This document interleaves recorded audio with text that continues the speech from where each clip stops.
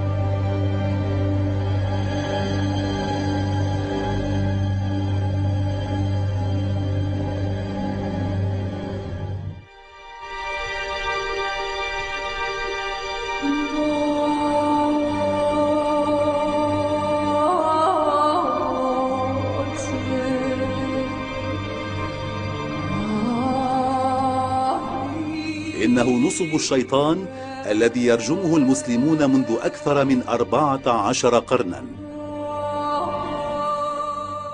والذي يتجمع حوله ملايين المسلمين سنويا ليرجموه بالحجارة ضمن طقوس الحج الواجبة للبراءة من الشيطان وأتباعه.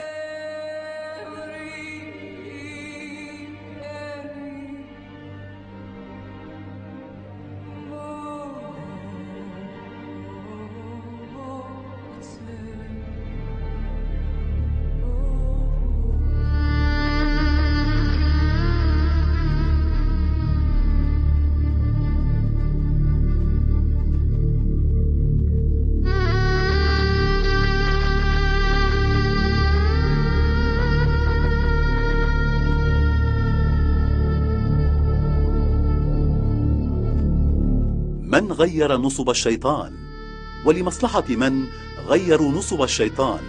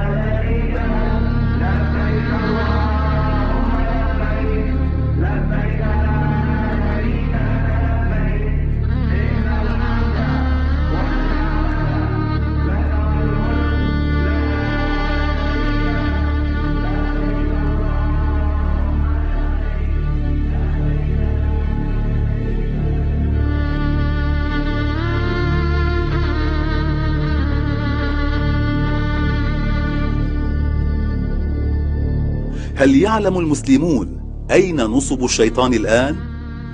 إنه فوق جبل عرفة، يتبرك به المسلمون في يوم وقوفهم على جبل عرفة، ويقرؤون القرآن قربه ويلبون لله. إن نصب الشيطان فوق جبل عرفة.